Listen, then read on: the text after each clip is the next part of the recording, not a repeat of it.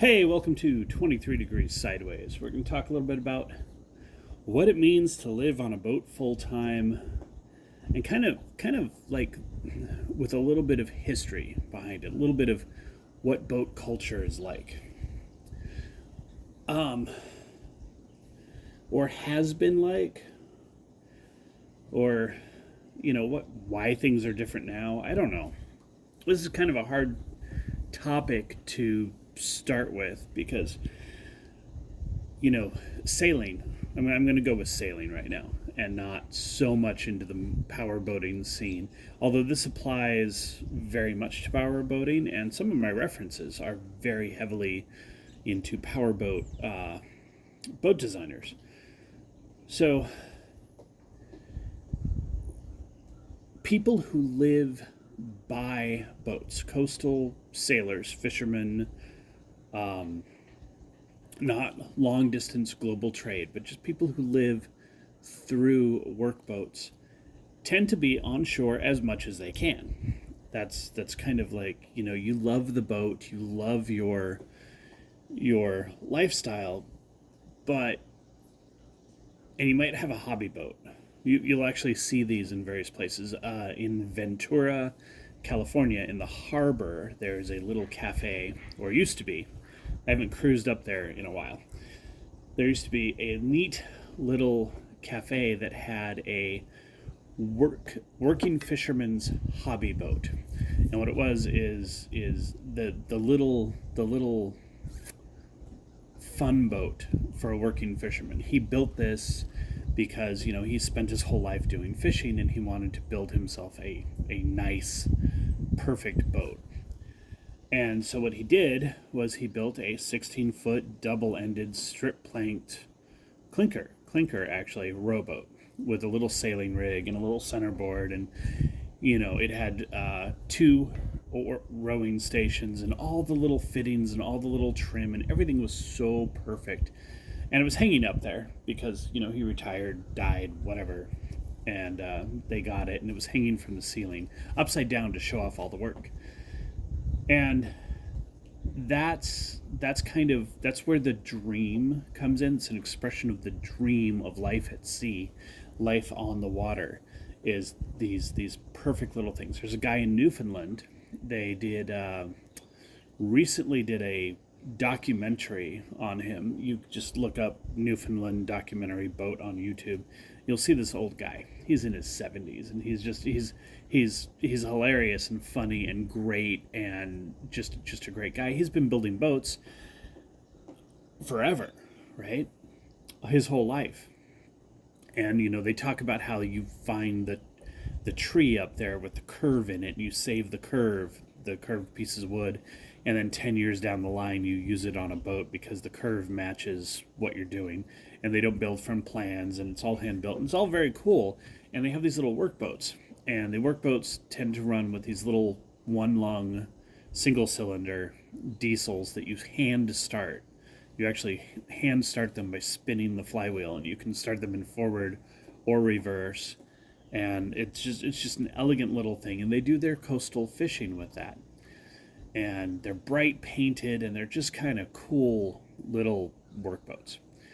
And then he built his end of life project, I guess, his retirement project, his dream, his art, his final art, has been to build this slightly bigger boat with a cabin and a pilot house and everything. And he spent years and years on this.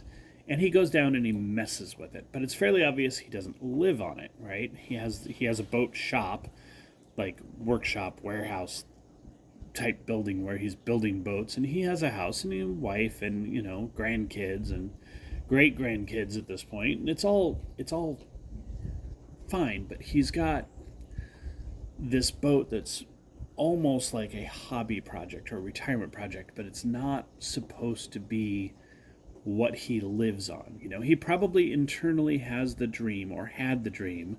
He may be realizing he's not going to do it now because he's too old or whatever. But there's an internal drive in there to build the boat that he could sail away on. Motor away on, sail away. I'm just going to say sail no matter what. And he did a really good job. parts of this are in the documentary. They cut out and edited out way too much about this particular boat, with its fun, bright paint job and all the systems he put into it, and his radio, and he's got all of his stuff, and it's great. But there's a shift here, right? Because these are all people who work on shore, live on shore. Well, work on the water, but live on shore.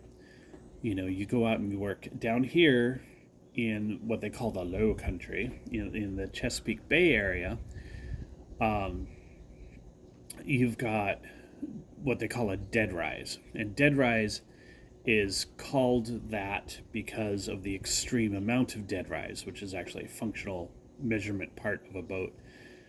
Very high prowed, flat bottom, not quite dory hulls, but they tend to plane naturally. They adapted very well to power from sail, and the dead rise boats are the work boats. They're the crab boats, the oyster boats for much of the Potomac estuary, the Chesapeake Bay area, all the way up into Maryland. These dead rises are everywhere. And sometimes you get up to Maryland, they're just called work boats. Very much on the northern neck of Virginia, they're called a dead rise. And again, these are boats that people work on. They're also pleasure craft. People who don't work professionally doing fishing will still use them as their kind of workboat aesthetic. There's a couple of these that have been converted into sedan cruisers, or party boats, or picnic cruise boats, or something. And there's one across from me that has 16 wooden folding deck chairs on it, and you just go out and you do a little cruise. I've never seen anyone on it, which is frustrating to me, but it exists. And one of my potential thoughts, dreams, possible directions is to actually find one of these older workboat dead rise hulls and redo it as a liveaboard Great Loop cruiser, because they're built with very simple engine drive lines. It's a shaft. Quite often it's a junkyard 6-cylinder engine, like just an engine, not a special marine diesel or anything. And the engine is in a box in the middle of the rear aft deck area, and it's systems are pretty simple. And then you just add boat stuff to it. There's usually two steering stations, one in the middle aft deck for running the boat while you're picking up crab pots and stuff, and one undercover in the pilot house far forward, where you drive when it's raining or when you're just going fast. So anyway, these are the work boats. People tend to just not live on them. That's kind of the thing that we're getting at here. The thing that we're approaching is that you work on the boat, but you don't live on the boat. Living aboard is a relatively new phenomenon in the West. Now, there are some cultures in Asia with water people who basically never touch shore because of population pressure and the rivers and weird caste systems and all sorts of stuff I'm not going to get into. But in the West, in our culture, in our maritime culture, living aboard is a fairly recent, fairly new phenomenon. And you'll see a lot of ideas about living aboard, ideas about cruising for a weekend or a week or two or an entire month of vacation is a very common thing in industrialized America. I'm going to go with America here because Europe operates a little differently, financially and work ethically. So you've got these vacation boats. They're cruisers, and you can go ahead and move into one and live in it, and that's totally fine. It's basically what we did. We've got a long distance race cruiser. It's a Bermuda boat. It's made to do ocean racing to Bermuda with a crew of like 6. So it has lots of extra berths, but not a lot of living space. So we're converting that slowly. We're working on that. But you take a camping boat and you start living aboard. Live aboard as a concept comes out, a lot of that comes from New England and early motorboat. I mean, you see this in sailing vessels, but early motor yacht designers, especially people like Jerry. There's a guy up in um, New England, very famous boat designer, and he designs boats around this whole, you've got these 24-foot day boats, you've got these 28, 30-foot motor yachts that are good for weekend cruisers or week long cruising, with a couple or a couple of buddies and some beer or something. You go out and you visit some islands, you go do your touristy thing.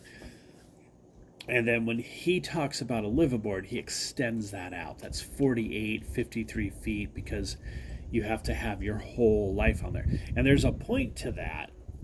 You don't need it. You can live aboard on 27 feet. You can live aboard on 25 feet of sailboat. Okay. Catalina 25, you can live on it. It's going to be weird, but you can do it.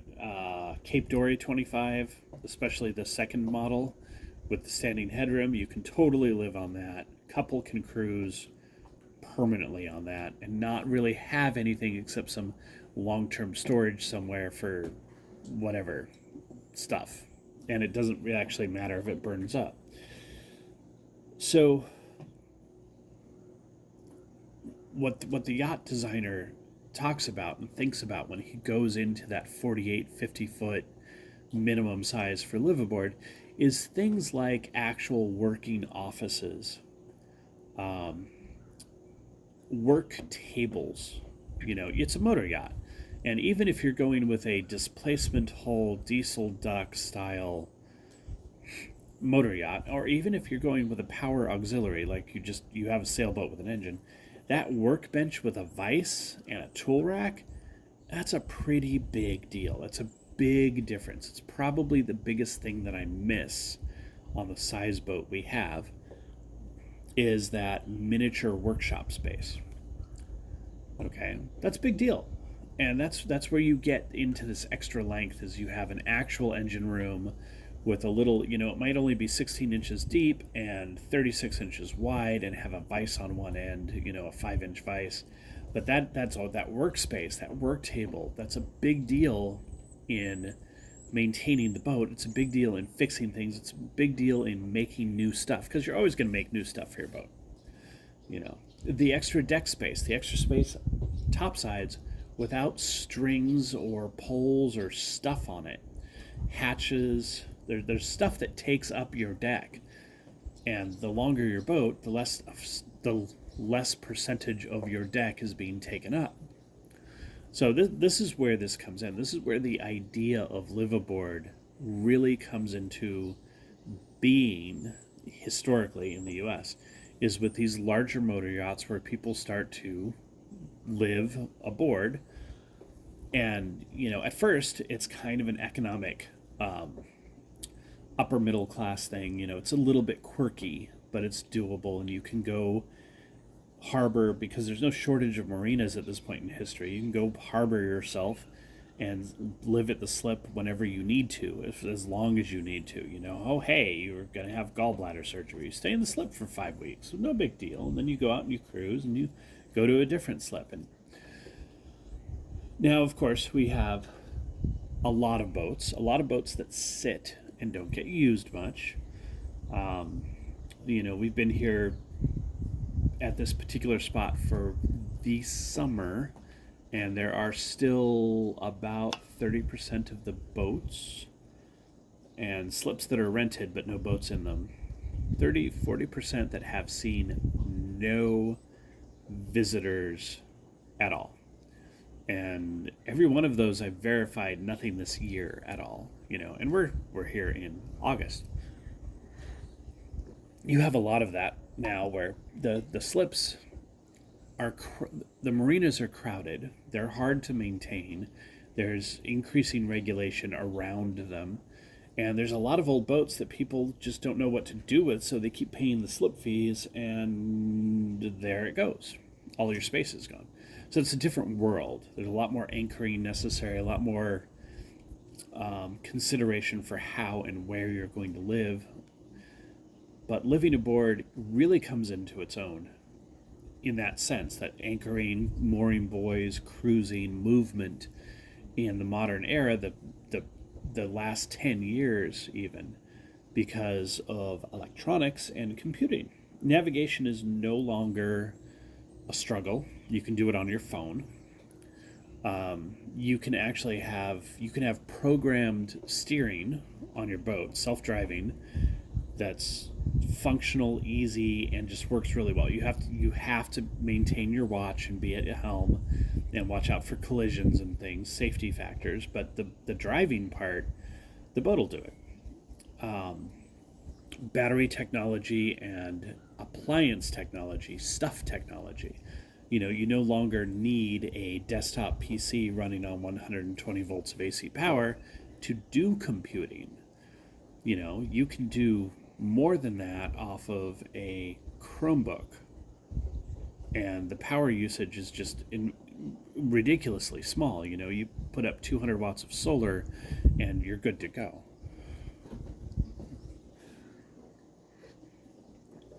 So although that has changed, we have new technologies, techniques, and stuff for plumbing.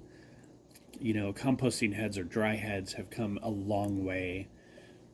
Everything has come together to make it possible to live aboard, remote work. And so the world has changed, and the boats have not changed. And probably in our next coffee, I'm going to talk about potential changes to boats. But, there's so much more you can do with so much less space that right now is a really good time to look at the depressed sailboat market and look at living aboard. You just have to consider that you have to be mobile and you have to find your right space and you have to figure out how you're going to live. That's it. And that's all for this morning. Stay sideways.